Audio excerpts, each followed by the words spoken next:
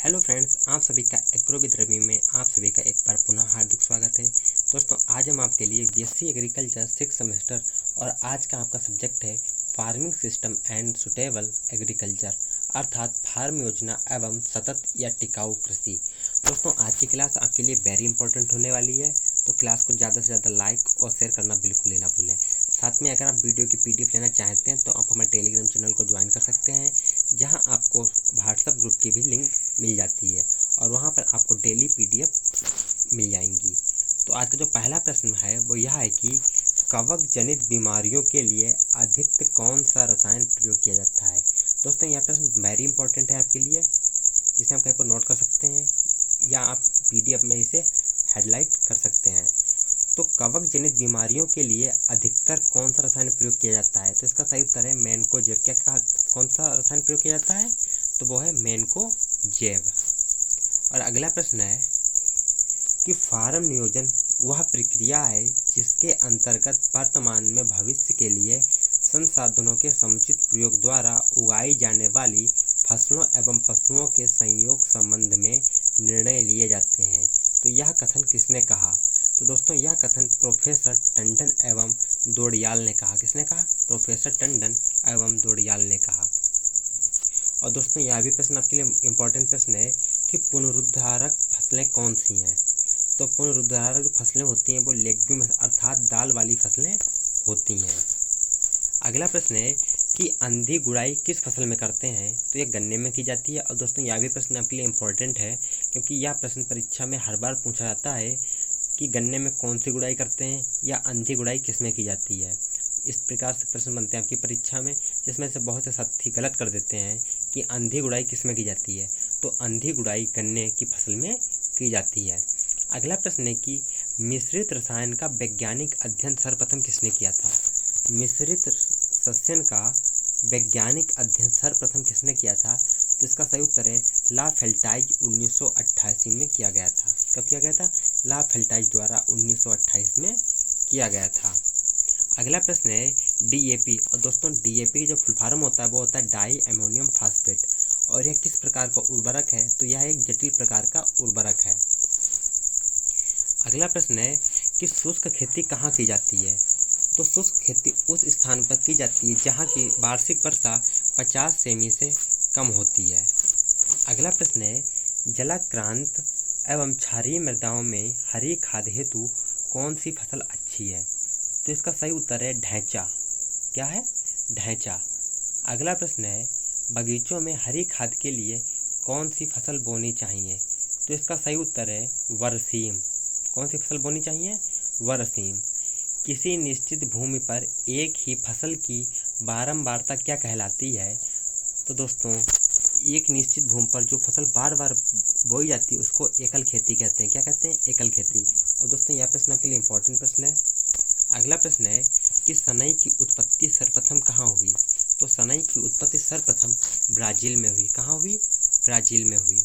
अगला प्रश्न है कि नकदी फसलें कौन सी हैं, नकदी फसलें कौन सी हैं, तो गन्ना, आलू, तंबाकू यह सभी नकदी फसलों के अंतर्गत आती हैं।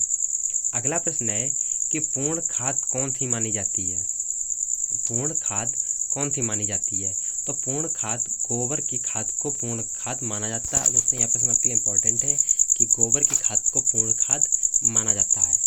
अगला प्रश्न है कि गोबर की खाद खेत में डालने का उचित समय क्या है, गोबर की खाद को खेत में डालने का उचित समय क्या है, तो आपको बता दें कि गोबर की जो खाद होती है वो फसल के बोने से 1 माह पहले डालनी चाहिए।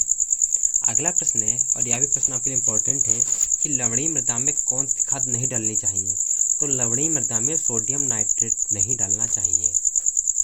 अगला प्रश्न है, और दोस्तों यह भी प्रश्न आपके लिए इम्पोर्टेंट प्रश्न है कि ट्रिपल फास्फेट में फास्फोरस कितने प्रतिशत होता है, ट्रिपल सुपर फास्फेट में जो प्रतिशत होता है फास्फोरस का वो 48% होता है।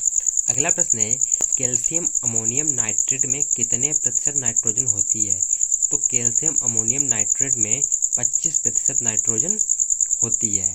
अगला प्रश्न है एक संपूर्ण उर्वरक में मुख्यतः किन तत्वों का होना आवश्यक है, तो एक संपूर्ण उर्वरक में NPK, जैसे तत्वों का होना अति आवश्यक है। अगला प्रश्न है, पौधे में नाइट्रोजन मुख्यतः किस रूप में जाती है। दोस्तों यह प्रश्न आपके लिए इंपॉर्टेंट है और यह नाइट्रेट के रूप में पहुंचती है। अगला प्रश्न है, किस उर्वरक में एमाइड के रूप में N पाई जाती है। तो इसका सही उत्तर है यूरिया। अगला प्रश्न है, किस तत्व के बिना पर्णहरिम नहीं बनता है। किस तत्व के बिना पर्णहरिम नहीं बनता है। तो इसका सही उत्तर है मैग्नीशियम। क्या है? मैग्नीशियम। अगला प्रश्न है, मृदा सूक्ष्म जीवों में एक्टिनोमाइसीट कितने प्रतिशत होता है। यह प्रश्न दोस्तों आपके लिए इंपॉर्टेंट है और इसका सही उत्तर है 9%। क्या है? 9%। अगला प्रश्न है, और दोस्तों उससे पहले अगर आप वीडियो की PDF लेना चाहते हैं तो आप हमारे टेलीग्राम चैनल को ज्वाइन कर सकते हैं, जिसकी लिंक आपको नीचे डिस्क्रिप्शन बॉक्स में मिल जाएगी। साथ में अगर आपको वीडियो पसंद आए तो वीडियो को ज़्यादा से ज़्यादा लाइक और शेयर करना ही बिल्कुल ना भूलें। अगला प्रश्न है कि खाद्य की विघटन क्रिया में किसका योगदान है। तो खाद्य की विघटन क्रिया में प्रोटोजोआ का सर्वाधिक योगदान होता है। किसका होता है?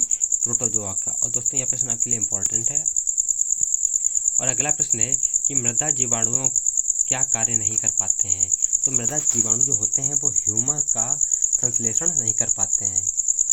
अगला प्रश्न है, अधिकांश मित्र जीवाणु सर्वोत्तम कार्य करते हैं तो वह सभी उदासीन मृदा में अच्छे कार्य करते हैं।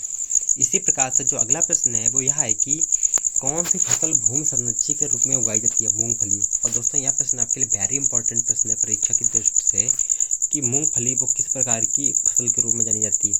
तो यह एक भूमि संरक्षी के रूप में भी जानी जाती है। अगला प्रश्न है कि शुष्क कृषि के लिए कौन सी फसलें अच्छी होती हैं।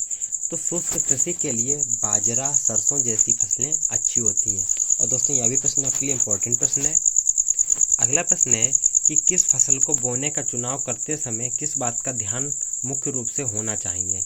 तो फसल की गुणवत्ता का ध्यान मुख्य रूप से होना चाहिए, अर्थात फसल की किस्म का जो ध्यान होता है वो मुख्य रूप से रखना चाहिए।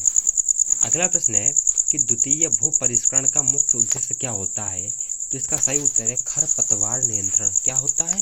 खरपतवार नियंत्रण। और दोस्तों अगला प्रश्न यह है कि मृदा कटाव को रोकने के लिए भू परिष्करण की कौन सी क्रिया उपयुक्त है। तो दोस्तों इसका सही उत्तर है मेड़बंदी। और दोस्तों यहाँ पे पूछा गया है प्राथमिक भू परिष्करण की, और इसलिए दोस्तों यह प्रश्न आपके लिए इंपॉर्टेंट प्रश्न होता है कि मृदा कटाव रोकने के लिए प्राथमिक भू परिष्करण की कौन सी क्रिया उपयुक्त है। तो इसका सही उत्तर है मेड़बंदी। दोस्तों वीडियो देखने के लिए आपका बहुत बहुत आभार। मिलते हैं अगले वीडियो में नए प्रश्नों के साथ। तब तक जय हिंद, जय भारत।